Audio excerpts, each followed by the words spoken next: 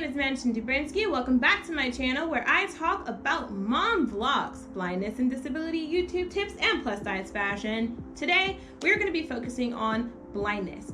More importantly, if you have questions, we have answers in this vlog. Alright, I'm usually not the shipper, so I'm going to settle down now. This video is about blind dating. Whether it be your girlfriend, your boyfriend, your spouse, your significant other, which is also your spouse, or it could just be a friend or family member. I'm going to share with you 5 ideas to help you spend quality time with a blind person in your life. You can gain information off of these tips. I'm going to add some links down in the descriptions if I cannot add text to the video because I am blind myself. So let's just jump right in. So number 1 is Netflix. I chose Netflix first because, I mean, who doesn't like to Netflix and chill, right? It's nice, it's cool, it's calm. I actually have a really good friend who isn't blind who had a Netflix date. She met her boyfriend on one of the dating apps, and because everything was still closed, they got together, they watched some Netflix, and they ordered food. Blind people also love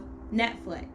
And just in case you guys didn't know, there's a category called audio description. If you go through that, you will find all sorts of movies and shows and things that are already audio described, so you do not have to describe the major things for blind people to take away from them. That being said, you can't find the audio description category on the phone. On Apple TV you can, but you can Google audio described list. Anyway, Netflix and chill. Tip number 2 would be video games. Guess what? Us blind people, we love video games. Now, not all blind people love video games, just like not all normal sighted people like video games. Okay, in the blind community, some people call them sighted, sighties. That's not something that I use. I just say people with normal vision. Just like people with normal vision, not all of them like video games, and some do. Same thing with blind people. Not all blind people love video games.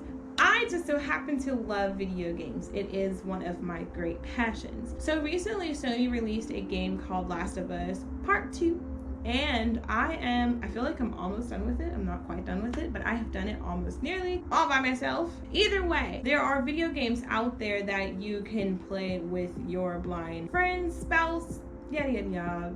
PlayStation also has Mortal Kombat 11. They just incorporate it into it. You don't even need to turn on the speaking feature. By the way, the PlayStation has a speaking feature. Same thing with the Xbox. The Xbox is actually more accessible than the PlayStation when it comes to the speaking feature.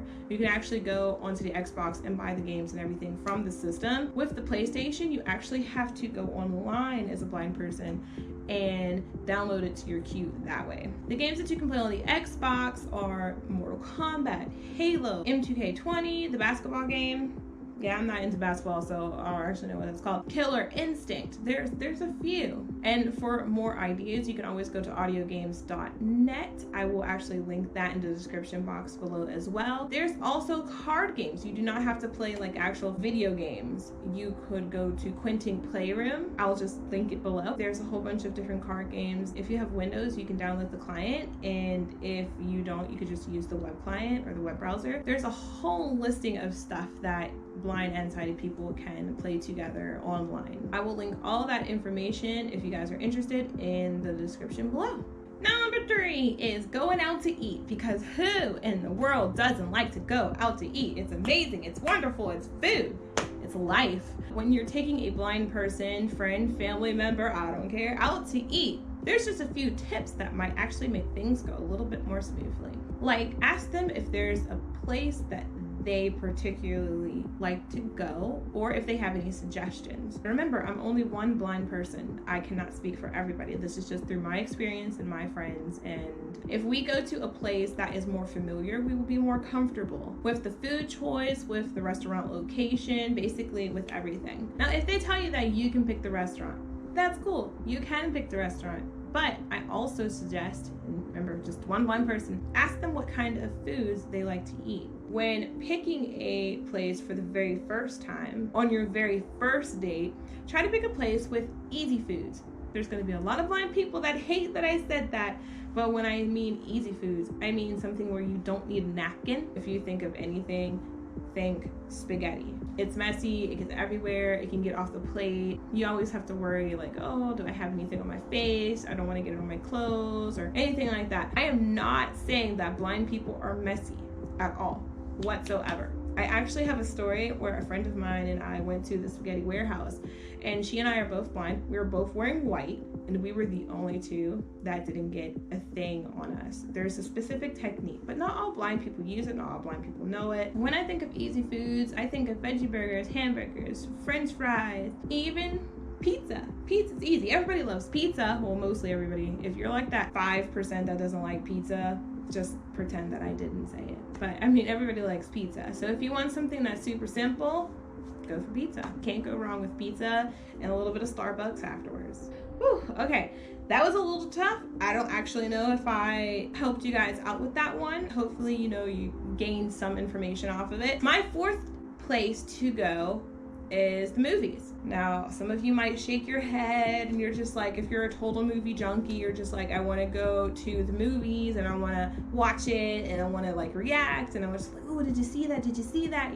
Blind people, we love to go to the movies, by the way. We do.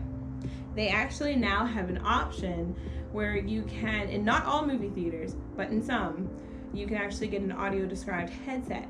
Now you will have to call up to the movie theaters to make sure that they actually have the headset. I will find a link for you guys with more information, and I'll also drop that in the description box, so check that out. It's the same one that has the assistive technology on it for the hearing impaired. The employee has to program it to be audio described, and I'm going to tell you right now, not all employees know or are trained in these items, so sometimes they may not be aware that they are there or it is even an option. Just go to the guest service. If the worker doesn't know, maybe the manager will, but it is an audio described headset and it will read to you the things that are happening on the screen. Now, you don't have to go with that option. If you are trying to bond, you could just tell them what's basically happening in the movie. You can use your eye-catching detail skills and just tell us what's on the screen. My son is actually the best at describing. It's so funny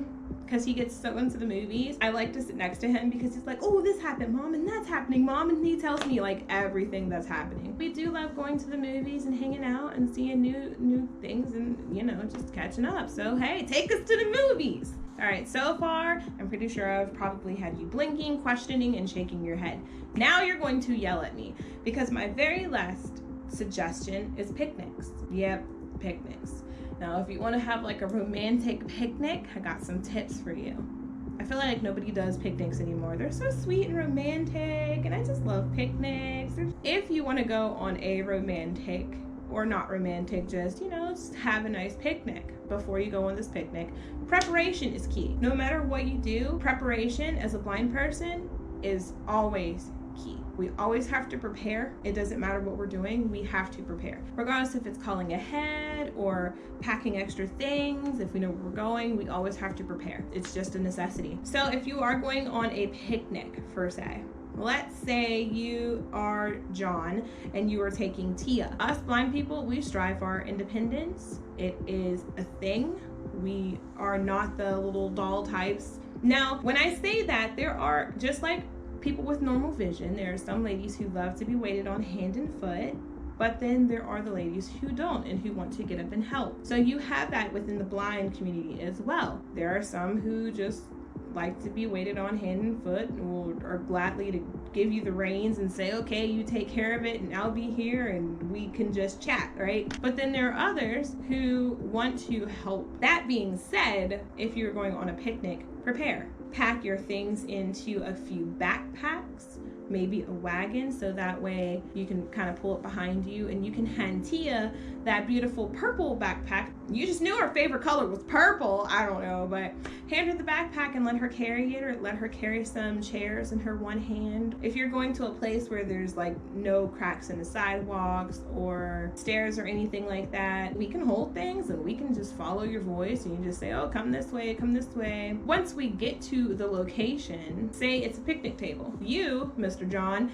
can run back to your car or bicycle, or I don't want to assume that you have a car. Anyway, you can go get the rest of the things that you brought while Tia spreads out the tablecloth and puts everything where it belongs, gets out the chips and puts them in a chip location, which is actually super helpful for us, because if we can rearrange things, that means we will know where it is. That means we can be independent and we don't have to say, hey, where's the chips? Hey, where's the dip? You know, we put it there, so therefore it should still be there. It will just help us relax a little bit more because we know where things are. So I have one very last thing that I will leave you guys with. Whatever you like, blind people will probably like it too. The question is, how do you make it adaptable? Everything can be adaptable.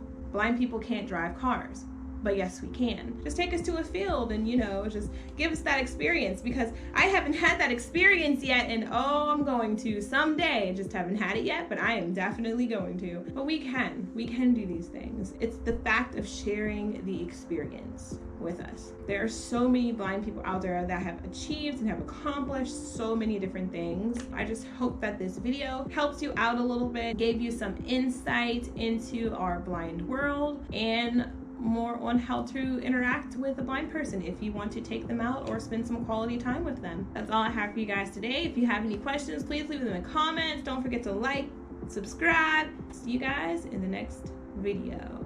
Bye.